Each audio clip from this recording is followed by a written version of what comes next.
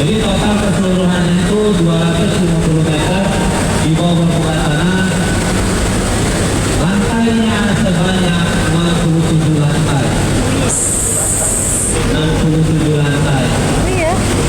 Saya sudah pernah naik sampai ke 15 lantai. Habis itu nggak sanggup. Dan sudah berdetak kencang seperti beneran mau.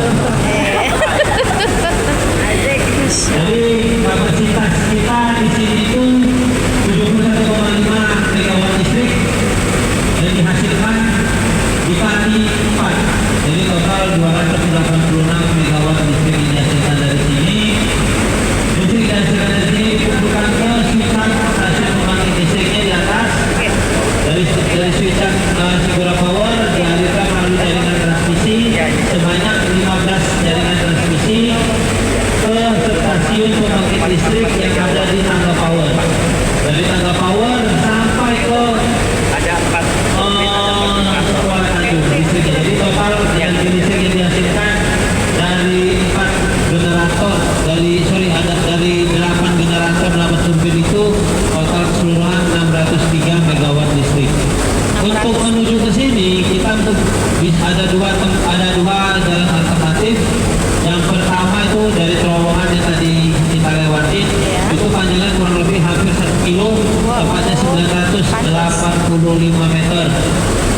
Kedua itu dari lift. Itu liftnya dari sana dengan kecepatan lift dari lantai paling atas lantai 3 sampai ke sini itu kurang lebih kecepatannya 40 km per jam. Ngeri kan ya? 40 km per jam. Jadi cuma 1 menit. Ngeri kali. 1 menit 200 meter lebih. Langsung gini. Cuma 1 menit. Langsung gini. Enggak gini. Langsung tegang. Jadi kalau kita naik lift, yang kita rasakan pundak ini berat sama tubuh ini tegang.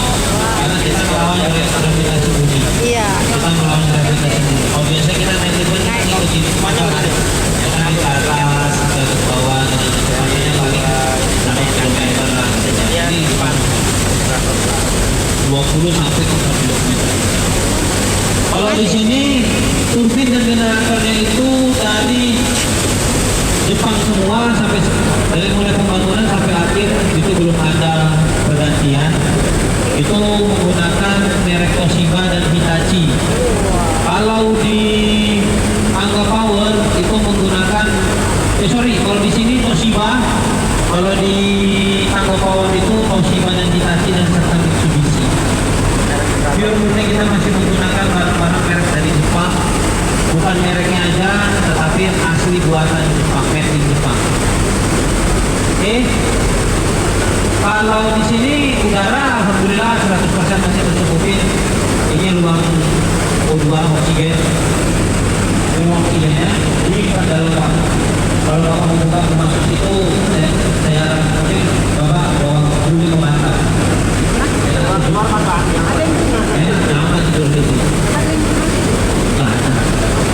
Kalau di sini kita kontrol 24 jam. 24 jam dikontrol dengan menggunakan by digital. Kita cara kerja di sini tuh by komputer, by server. Jadi kita kontrol hanya di ruang kontrol master room itu di atas. Nah di atas inilah itu kantor administrasi PLTA. Di sini bawah ini operasi. Jadi air yang kita dengar ini airnya ada di Atas. bawah. Oh. Ini bawah saya ini air. Ini air setelah memutar turbin itu ada 1, 2, 3, 4. Itu dikembalikan lagi ke Sungai Asahan.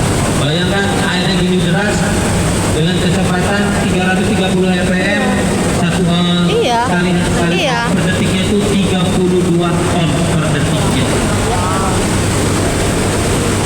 Per detiknya itu 32 ton per second untuk mendapatkan kecepatan 333. Oke, ada yang mau tanya? Istirahat nih, ya lapar kan? Belum kalau kayak gini, Pak.